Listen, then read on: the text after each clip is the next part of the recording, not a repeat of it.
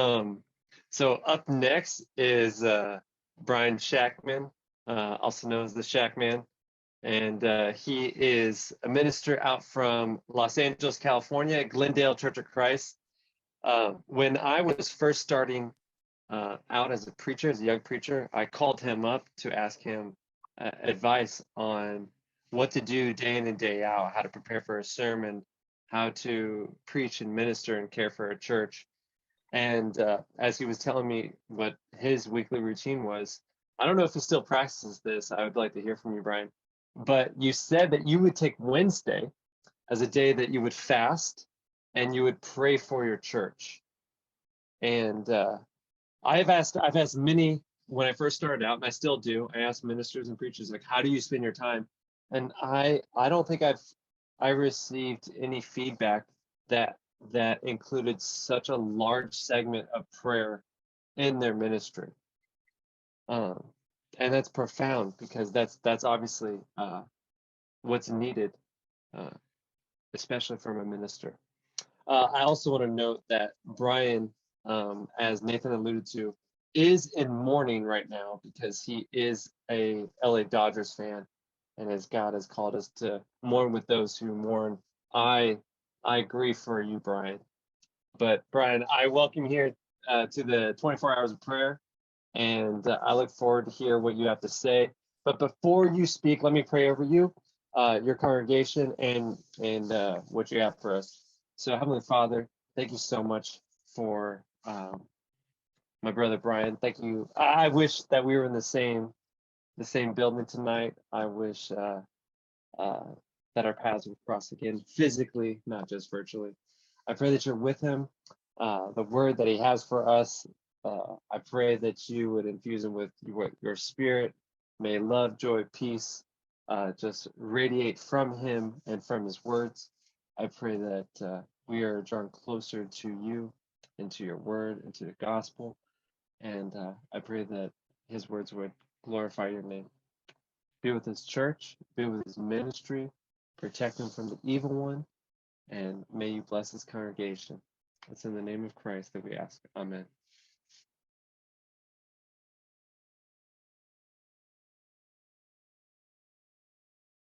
All right, Bryan, if you can go ahead and turn your video on. We'd love to see your face. I don't know if you're crying, so you don't want to show your face, which I totally understand. It was blocking me for a second, but now I'm good. I'm good. Oh, so, okay. Yeah. Thank you for that introduction, Todd. That's very sweet of you.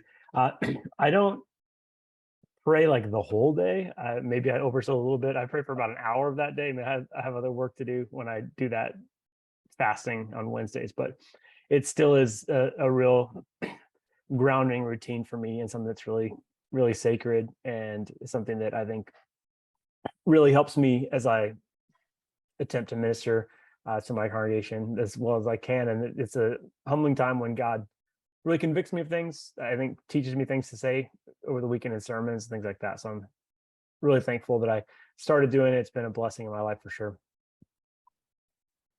But I'm so honored to be with you tonight and just to share a bit of time. I have been thinking of first just to say outside of a Dodger fan, which is a big part of who I am. But honestly, at this point, we are so used to losing that we're used to it. So just every year it's going to happen, unfortunately. But outside of that, I have a wonderful wife named Mandy and two great kids. Carter is 8 and Nora is 4. And I turned 40 this year in December. So I'm not the young preacher anymore, which is weird. I was always that, I felt like, but I'm now losing my hair and all that stuff. So I'm not really a young preacher anymore. So transitioning out of that identity and figuring out what's next. But I'm really thankful for the church that I work with. I am just really blessed. I've been here for 15 years, and it happens to be my home congregation. So that is a real rare thing to have the opportunity to work at your home congregation. I'm really, really thankful for that. So I've been doing a series that is just really in my head over the last few weeks, and I want to just open with a moment of meditation over a foundational passage from that series, and it's the beatitude that Jesus speaks. Blessed are the pure in heart, for they will see God. I just want to say that again to you. I'm going to turn my video off for just a minute and just want you to think about what that means, what God's speaking to you in that. And I'll do that for about a minute. I just want you to process what God might be teaching you with that. So, blessed are the pure in heart, for they will see God. All right, I'll be back in just a second.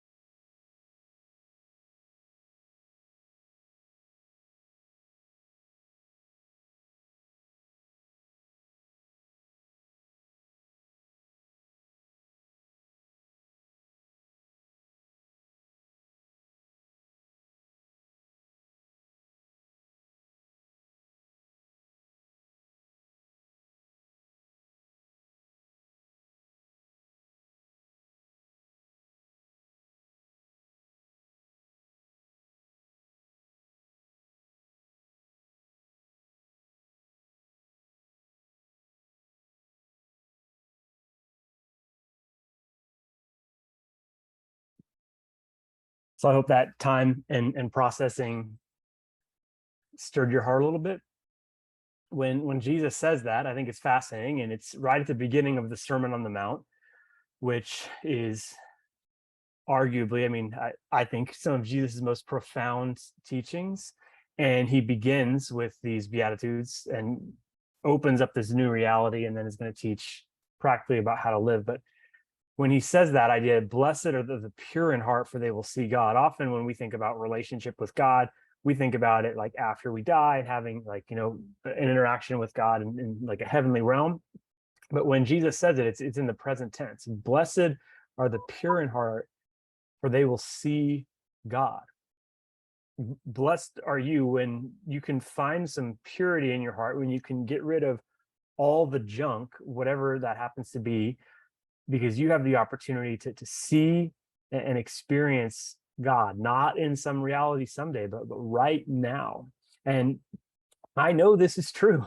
I was blessed to be a part with Todd of a contemplative prayer ministry that Randy Harris taught us through contemplative prayer, and he would give us a week basically, and we'd spend a bunch of time in the afternoons just praying. And in those times, it doesn't always last for very long, but in those moments when you push away the distractions, I think we all know that we can have experiences with something that feels beyond ourselves. We can experience our creator, and we get to partner with that. And I think then we get a distraction because we live a very distracted life. So we have something that comes up, and after 30 seconds or so, we're moved on in a different direction.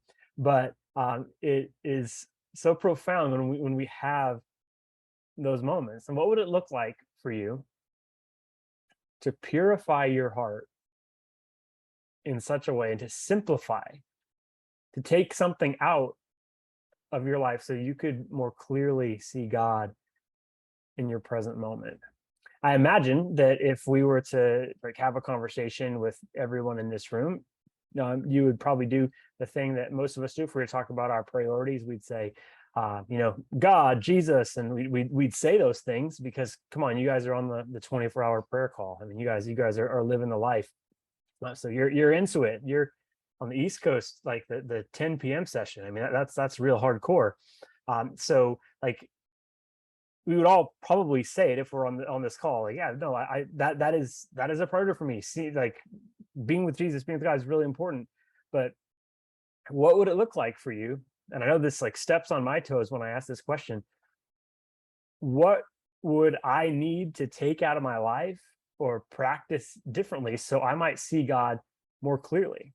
And what would it look like if I was to truly say to Jesus, all right, Jesus, you take the wheel of my life for a minute. What do I need to change? Where do I need to make an adjustment? Where do I need to move in a different direction? Where are you calling me to take a different step? And I don't think we really want to ask that question because we don't want to get the answer to that question. But it's an opportunity that I think we all have, and something that we need to take Jesus up on from time to time. So for this time, for the next 30 minutes or so, I just want to talk with you about simplicity, which is this idea that we've been sharing in our church over the last several weeks, and we'll continue to for the next several. And this idea is a Christian idea that has been practiced forever, and it's basically from this concept of, if you really could serve God with all of your heart and your life and your soul and your strength, as the Old Testament would say, like, what would that look like if you could have a holistic focus on God and who God is? Like, what would change? I think of the story in Luke chapter 17. If you want to go to Luke 7, or not Luke 17, Luke 12. Luke 12, starting in verse 13.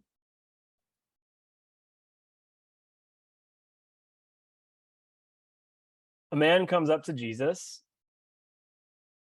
and says, "Teacher, tell my brother to divide my inheritance up with me." Jesus replied, "Man, who appointed me a judge or arbiter between you?" And I love this. Like, this guy comes up, he's got some sort of family issue, and Jesus is like, "Nope, I'm not interested in that. I don't want to talk about your family drama. Don't bring me into that situation. Why you're mad at your brother-in-law and all that stuff. Don't bring me into the situation. Your brother owes you some of the inheritance. I don't want to talk like zeros. Yeah, no, thank you. I'm not interested in that conversation." But then he continues and he says a word for all of us. "Watch out. Be on your guard against all kinds of greed. Life doesn't consist in the abundance of possessions." And what Jesus does here is he gives a double warning. And if we are to be Jesus people, like, we need to really pay attention. Like, our antennas need to go up when Jesus says, like, watch out and then be on your guard. I mean, he's like saying, you got to be really careful about this one. And then he says, life doesn't consist in the abundance of possessions. And as Western Americans, I'm not sure we really believe that. I know we're talking to people in different parts of the world a little bit, but I think predominantly we're Western Americans. I don't know that we really believe in. And he goes on to tell this parable about this man. And he begins it from the very get-go, letting you and I in on the story. He says that a man had an abundant harvest, and it was the land of him that produced that harvest. It's easy for us when we're working hard, and it's hard to work. I mean, I imagine some of you work 60 hours a week. You're working hard at your job. It's easy to start to think that whatever it is that is in your life, whatever the blessings are that in your life, it starts to feel like they just are owed to you, right? But from the very beginning, this story is telling you, like, the ground of a certain man produced this harvest. And again, you work hard for your job, you work hard for your money. I know that you do. But sometimes when you think about it, like, well, some of us had the opportunity to do 7 years of school to do the job that we do. Now, that's insane. I got a law degree for religion, basically, to do the job that I do. 7 years of school. Someone else was taking care of everything, basically. I mean, I had a couple like side jobs while I was doing that stuff, but somebody was taking care of a lot. There were scholarships that were given to me. There were opportunities that I had. Perhaps your high school wasn't the greatest high school, but think about education worldwide, the opportunities that you had. The ground of a certain rich man gave this abundant crop. And this rich man, he suddenly has this problem. I have so much crop. I need to build a bigger barn so I have room to store it. I have so much stuff that I need a bigger barn to store it all.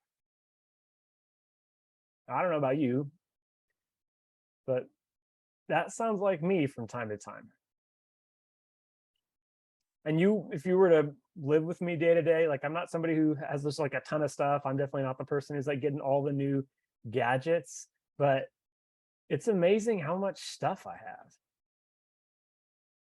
And Jesus reminds me, life doesn't consist with that stuff. Perhaps you're familiar with Marie Kondo, who has a couple seasons of her show on Netflix. And she encourages people to look at their stuff and ask the question, like, does this spark joy for me or not anymore? She has a show. There are many others. There's like Hoarders, and there's tons of those type of shows. Sometimes I think we watch them just to feel a little bit better about ourselves, because like at least I'm not like that person. But in reality, like we all have a ton of stuff. There's a man who was extremely influential who probably you have never even heard of. His name is Edward Bernays, and he was famous. He was the nephew of Sigmund Freud. And Freud is responding to the age of enlightenment and ration and reason. And he basically says, sure, like we think that we're reasonable, and every decision that you make, like you think that it's reasonable, but really like humans make irrational, unreasonable decisions all the time. And you just have to find a way to manipulate those. And so that concept was used by Bernays and others in World War I and World War II to create an unbelievably effective propaganda machine, both on the side of the US and the side of the Germans. And they were extremely successful. And then after the war's over, they thought, like, what if we applied these wartime concepts to just regular life and regular people?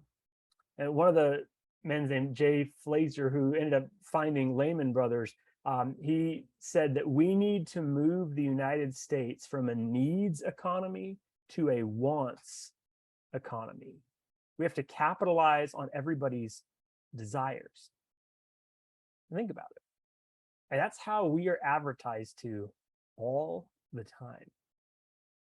We're told that we need to let our desires be met. And basically, the gist of today's world is, as long as you aren't hurting somebody, you should be able to do whatever you want. But unfortunately, that's not a very healthy or helpful way to live. In fact, in the Old Testament, the worst thing that happens is when God gives the people exactly what they want. At times, God's like, all right, whatever. I'm tired of you all begging for a king. Whatever. Just go for it. Just see how that works out for you. And that's what happens.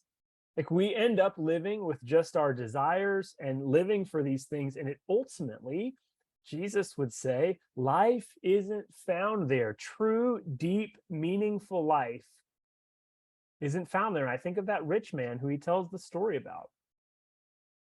Got a lot of stuff. So I'm just going to build a bigger barn. That's a good solve to the problem.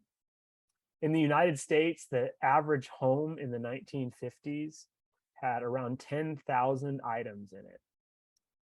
Our average homes have around 200,000 items in them. The fastest growing industry in the United States is storage units, because we don't even have enough space to store our stuff. There's enough storage unit space in the United States to sleep every resident in the US. And that's not those without homes. Every resident in the US could sleep in our storage facilities. Because they've gotten really good at working on your desires. And they've gotten even more and more sophisticated with technology.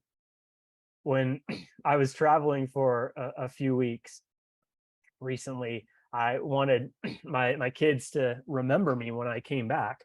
Of course they would have, but I wanted them to remember me fondly while I was away. And I got them Reese's Puffs cereal. Any Reese's Puff cereal fans out there? It's definitely something you should probably only eat as a kid, but I got it for them, and I was like excited they're going to have the opportunity to try Reese's Puffs. And so I went on the trip. I come back, and hardly any of them were eaten. And so I said, kids, like, why don't you eat the Reese's Puffs? And they said they didn't actually like them. So of course I start eating Reese's Puffs for breakfast for a week or so. And I mean, I can't make them go to waste. And I was eating some, and just a few minutes later, I had an ad for Reese's Puffs on the side of my screen. I did not say Reese's Puffs. I didn't talk about Reese's Puffs. Now that I've said it this many times, I'm just going to see it everywhere. But like, I have no idea where all of a sudden, like, they're advertising Reese's Puffs to me. It's just getting more and more sophisticated. And I know that you might be the one, and I feel like I'm that way at times. Like, I'm the one who's like out of the matrix, and I'm not manipulated. but we all are. Our world has been. Perhaps you've had the experience of moving. Almost everyone that I've ever helped to move, they say the process of moving makes them realize one thing: we have so much stuff. And I know for us, we lived in a really small place, a very small 2-bedroom place in LA. And when we moved into the place that we're in now, which has 4 bedrooms, I remember just walking around thinking, there's no way we can fill up all these spaces. It's just impossible. Like, it's unbelievable how much space we suddenly have. And now, 3 years later, partly because of this series, I'm going back through and cleaning up these things, and we filled everything. Like, it's just unbelievable. There's just stuff keeps coming. The problem is, I just don't think we believe Jesus on this, but it doesn't really lead you to a deeper, more meaningful life. Life doesn't consist in the abundance of possessions. There's a sociologist named David Kinnaman, and he says this: upward mobility often ends not in satisfaction and peace, but in exhaustion, disappointment, and emptiness.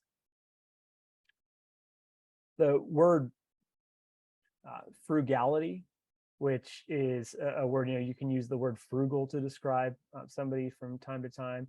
It's like a nice way of saying that they're cheap. So my wife will call me frugal from time to time because I can show that tendency. But the word frugal comes from the Latin word for frux, which means fruit. The idea of frugality originally was this idea of, like, look at your life and look at your stuff and limit yourself and limit your stuff and your consumption in such a way that it would produce a certain kind of fruit in your life. Because getting more and more isn't really all it's cracked up to be. I think of the parable that Jesus tells about the soil, where he talks about how some seed falls on rocky soil and it ends up growing for just a second, but then it gets choked out. Some falls on the path, doesn't even get started. And then there's some that fall into soil that actually produces something, like there's a plant grows out of it. And I love that parable, and it's interesting because Jesus then explains it to his disciples. Like, he has them gathered later, just a few verses after he tells the parable, and he's like, let me go ahead and run that back, because Peter, I could tell you didn't get it the first time. And so let me talk that through. And I actually wish that Jesus did that for a couple of his other parables, because a couple other ones are a little more confusing than this one. I felt like I could have gotten that one without the little extra, but Jesus comes back to just say, like, just FYI, like, this is what I was telling you back there. And it's so interesting to note, and you are likely very familiar with that parable. If you've been to church for a while, the idea of the soil and everything. But Jesus says in Matthew 13:22, the seed falling among the thorns refers to someone who hears the word, but the worries of this life and the deceitfulness of wealth choke the word, making it unfruitful. The deceitfulness of wealth. That's interesting, isn't it? If I was to give a story, perhaps, if I was to be thinking of, okay, how would I describe people that fall away from church, or people that are in my church for a while and now they're not anymore? I think I would go to something else first. But Jesus is very consistent on this. He talks about money and possessions and stuff all the time. In fact, some people say it's as many as 1 in 4 of the things that Jesus teaches. And what's interesting about Jesus, and I understand that unfortunately churches, we see abuses of wealth and all that stuff within churches. Today it just happens. We see those things go on, but at the end, Jesus, as he's teaching about wealth and money and possessions and all these things, he doesn't say, all right, and please make your checks out to Jesus Ministries Incorporated. If you do, you can get a tax write-off at the end of the season. Hey, let's pass the plate again. Like that's not what Jesus is doing it for. It's because he knows it gets our hearts. He knows it's after our hearts. And I know that as I speak to this group, you guys are probably just across the economic spectrum. And some of you maybe have very little. Some of you are loaded. If you're loaded, please contact me. I'd love to talk to you about my church and my ministry. I'm kidding. But I'm talking to people across the economic spectrum right now.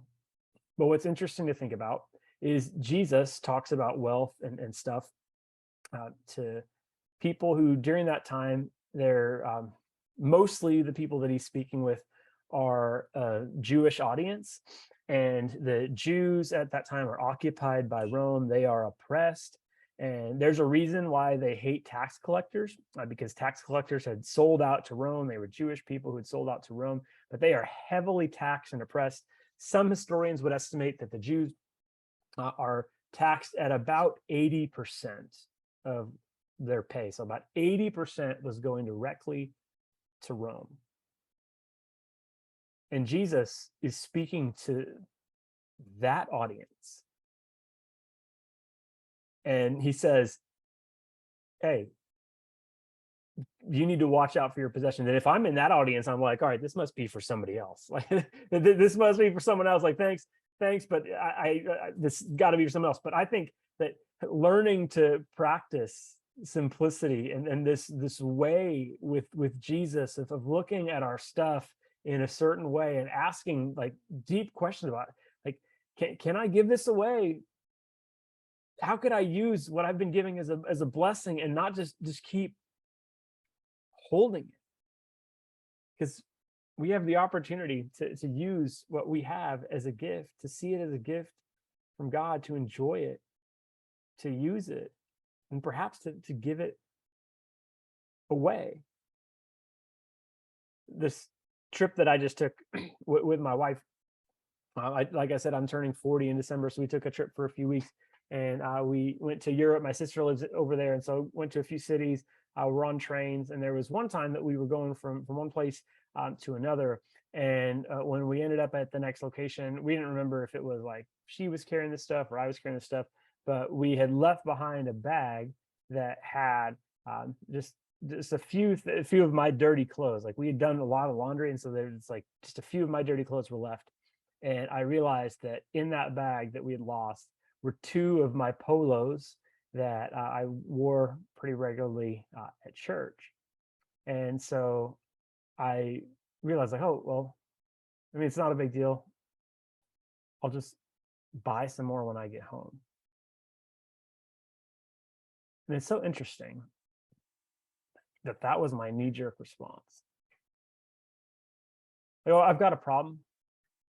And I wasn't like ready to buy them in that moment, but it was like I could like feel my hand like reaching for my wallet. I've got a problem. Oh, I'm gonna just have to go buy a couple polos. And I came home after the trip and I looked in my closet and I still had 6 more polos.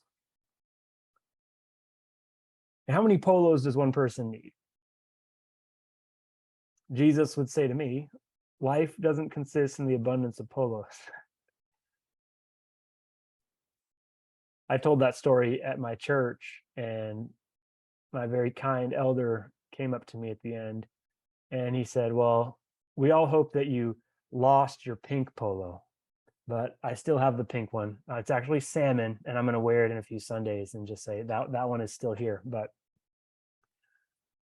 I know that it's easy for us as we think about wealth and possessions. Yeah, thank you for the comments. The pink one survived. I'll send you guys a picture when I wear it next. But when it comes to these types of conversations, it's easy to think about the uber wealthy or the people that athletes, these people who are just making so much money. But in reality, like, we have the opportunity to see our stuff in different ways, and to think about how we then can use it to be a gift in the world. There's a sociologist from France named Jean Bourdieu, and she said, in the Western world, materialism has become the dominant system of meaning. She goes on to say, atheism hasn't replaced Christianity. Shopping has. And I think about that. Because just like I said with the polo story, like, how many times do I have a problem that's solved by Amazon.com? And it's so inconvenient to like have to go and get a credit card or something. So like, we're going to make it easy for you. Just buy it in one click. Don't even worry about it. Just make it easy on yourself. Shopping is such a hassle, right? It takes a lot of time. Just do it from the comfort of your couch. And we are always right here, right? It's always right here and it's available. And that just becomes, honestly, what we really start to believe in. It's my credit card that'll solve my problem. I just need to get more polos. But Jesus says to you, and he says to me, life, true, real life, isn't found there. One thing that Jesus says that I always struggle with is, he says, you can't serve both God and money. And that's another one, like that parable of the sower and the seed. It's like, wait, no, wouldn't it be you can't serve both God and the devil? Or wouldn't it be you can't serve both God and like evil forces? Or I mean, it's just interesting to think about that when Jesus says it, like, that's how he says it. You can't serve both God and money. And for the follower of Jesus, we should all be thinking, not how can I get more, but how can I live with less? And as I mentioned, one of the great lies of our world today is that doesn't matter what you do, as long as it's in the not hurting anybody else, just live out your desires, do what you want to do. Because ultimately, that leads us, I think, to more selfish living and more storage units being built, and less connection. Another element of this that I've been thinking about is, like, simplicity can be really expanded. It's really be awesome to have coffee with y'all and have a long conversation about this. But simplicity can be expanded to so many different things. Something that I've been thinking about as I've been kind of preparing these sermons is simplicity of speech. And there's a reason why monks and nuns oftentimes will just not allow speaking for like long periods of time, because oftentimes those of us, I think especially those of us who consider ourselves to be religious, we do a really good job of sinning while speaking. I've seen, I personally, I haven't seen the church deal like with a destructive murder. I've seen our church has dealt with some affairs which haven't been good, but I've seen like on just a week to week basis, like what kills my church more than anything is gossip. And it's not super malicious. Like these people, they don't intend to. And I do it at times. It's got bless their heart right in front of it, but we're really good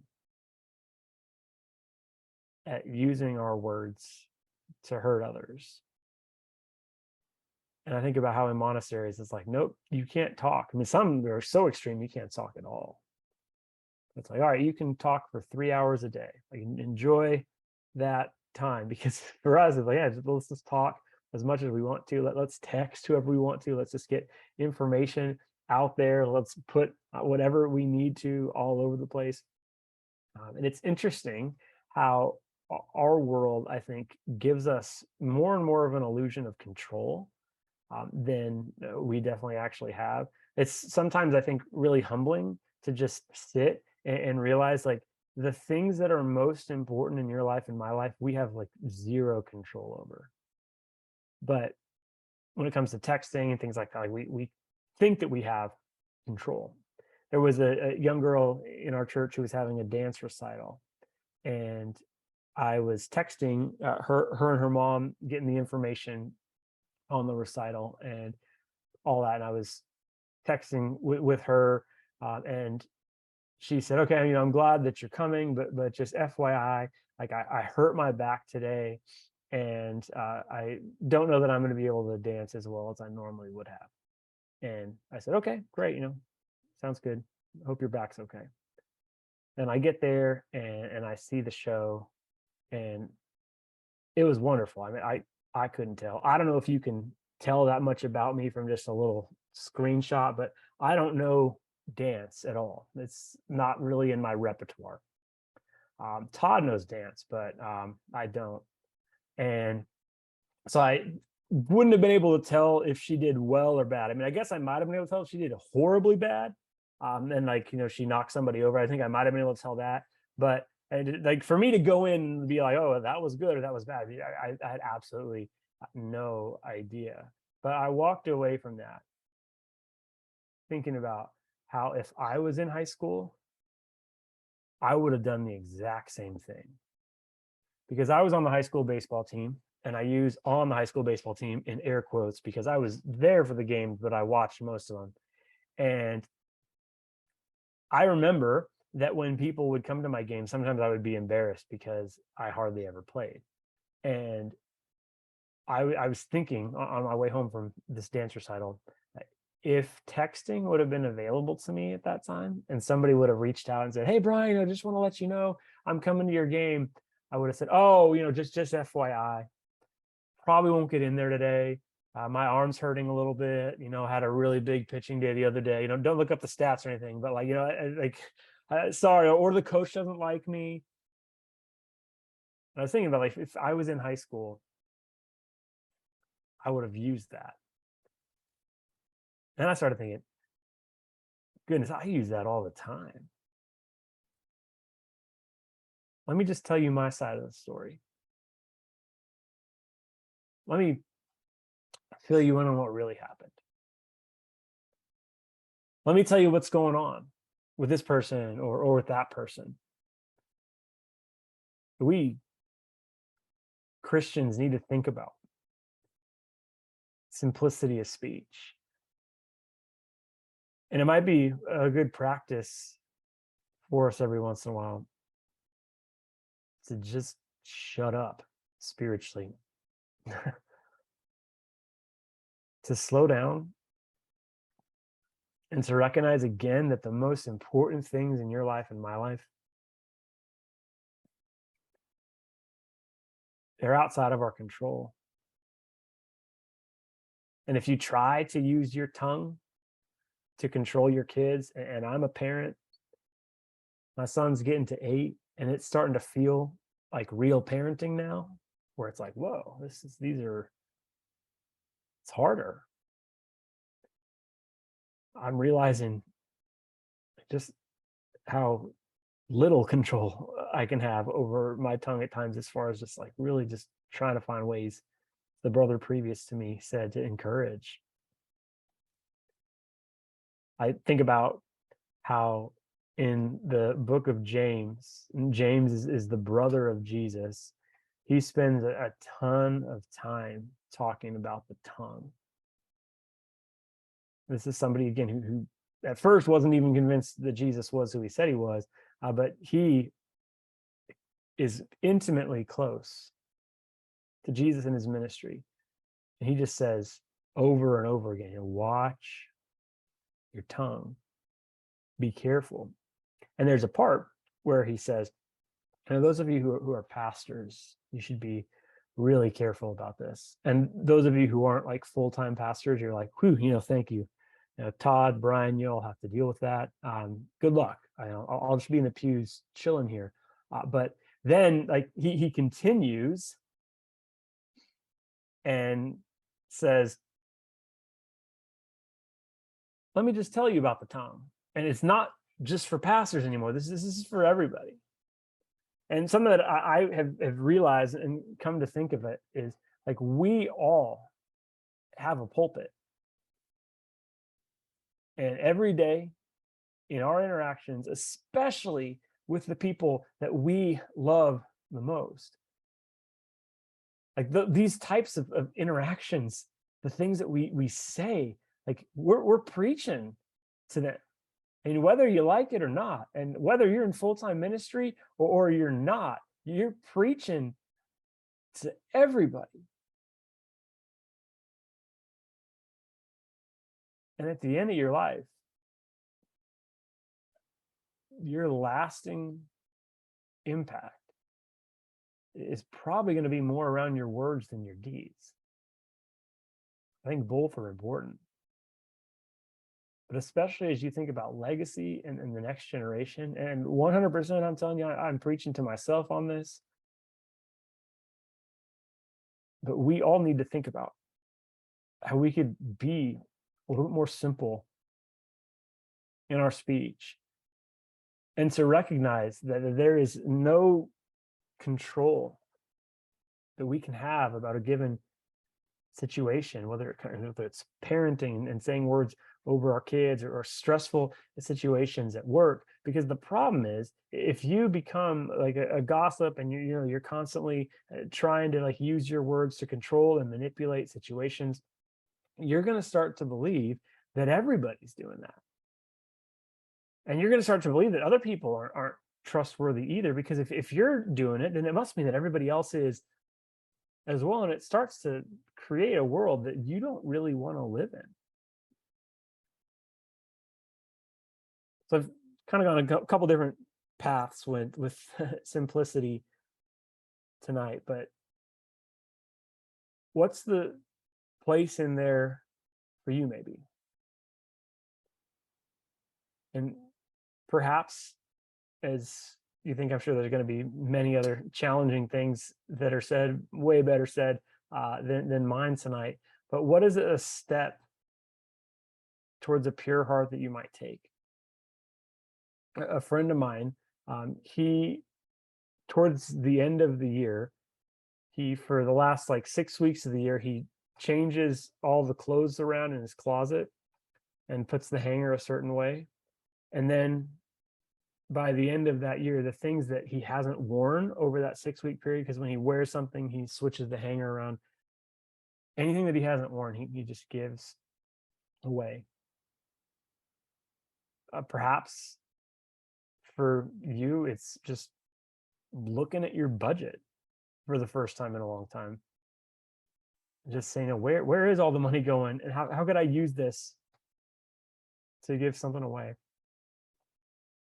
Because of this series, as I mentioned, we are currently cleaning out our stuff. Maybe that's what you need to do. Go through, act like you're moving, and you're not moving, but just act like you're moving. Go through and see what you have, see what you can give away, and to bless to someone else. Maybe you practice not talking for a while. See if you can get through 15 minutes or 30 minutes. And there's all these invitations that we have to talk, whether it's to coworkers or to friends through text messages, and we're just talking and talking and talking. I know that, like, we all, I think there's a collective fear in the US that there's just no one's talking to each other. We're all talking past each other, and we sometimes need to start the practice ourselves of really thinking about how we use our speech. Maybe for you, it's something that you can, like, really donate. Maybe you have 2 cars and you can go down to 1. I mean, just how could you use your stuff as a blessing? Because as it comes to these matters of our heart, again, Jesus isn't after our money or our stuff. He's actually after our heart. Richard Foster writes a great book. I highly recommend any of his writings, but he wrote a book specifically on the Christian practice of simplicity. And he defines simplicity this way: an inward reality of a single-hearted focus upon God and his kingdom, which results in an outward lifestyle of modesty, openness, and unpretentiousness, and which disciplines our hunger for status, glamour, and luxury. I love that inward reality. And as I said at the very beginning, I imagine that if you're here on the prayer call, you are somebody who would say that, God and Jesus are very important to you. And that's great. But okay, then, like, what does that look like? What step towards simplicity might Jesus or God call you to do? And it's probably Jesus or God calling when it's something you don't really want to do, or you don't feel like you have the strength to do it. And God's like, yep, that's why I chose that one. Like, that's why. Like, we all have these little g gods in our lives that we're bowing down to. The thing is, it's not about the stuff. It's about our hearts. Again, I just love for you to think about that verse: blessed are the pure in heart, for they will see God. Blessed are the pure in heart, for they will see God. Jesus says it's out of the overflow of the heart that the mouth speaks. And I know at times, like when we, say a crossword with somebody or something comes out, which we, oh, well, that's not really me. But Jesus would say, yeah, it is. It's in there somewhere. Sometimes we need to really do some hard work to say, all right, what would it look like for me to, like, truly simplify my heart, to purify myself so I can be more in line with Jesus and with God. And again, I think it's so amazing that this is in the present tense. This is a verse about connecting with God and God's spirit and presence more and more now. One thing that I get the opportunity to do as a pastor is minister to all kinds of people. And I try my best, even though I fail, to love all kinds of people. But it is interesting as a pastor to interact with people who've been Christians for a long time, people who are, older. And sadly, there are some people in our church, at times, that I would say, are you actually a Christian? I don't feel like you're like you're here every week and you talk about this every week, but you're kind of mean. Like you're like Christian mean, which is the worst because you've been at it for a while. And some of these people, bless their heart, I love them, but I I I there's one lady who's many years ago, so don't look her up. She's long dead, but she used to always say like, I just don't understand why my kids won't come to church. And I'm just like, I don't think I would either. Like I got to be honest with you. Like I don't know. I don't know that I would like it's are you growing? And like oftentimes when it comes to a Christian walk, it's us showing up week after week and taking communion and saying, all right, God, sorry, I did that again. Like, and God's like, all right, like you confessed this to me, 50 weeks in a row, but like, do something, go. Like, oftentimes, like we kind of know some things that would help us purify our hearts. Goodness, the people around us, how much could they benefit from someone who's regularly seeing God? I think about Randy Harris, a mentor of Todd and mine. Like he's somebody who proves the existence of God to me because we call him jokingly the Church of Christ monk because he's celibate and he's just given his life to like deeper pursuits in prayer and then now to teach us young people how to pray. And it's just incredible to be with him because when you're with him, it's like you're just tapping into something deeper. Like there's something that Randy has that's rare. And when you're with him for a little bit, it's just like it's just amazing. And we preachers joke about like that he'll sometimes tell us a story, and even if it's a joke, and there's just sometimes then you like try to like retell it because preachers retell some stuff here and there, right? Always get credit, but we retell some stuff here and there. But with Randy, like you try to retell it and it just doesn't work the same. It's because he has a certain sort of presence about him. And I just wish and hope that the people who I love and spend time with would say the same about me. That I would live with a holistic focus on God and who God is. And that would make me better. That I would purify stuff out of my life. So those are my thoughts. Todd, you mentioned maybe coming on and chatting for a couple minutes at the end. I super appreciate you all listening to me and just being with us on this call tonight. It's a blessing to be with you guys. On behalf of everybody, Bryan, thank you. I really appreciate it.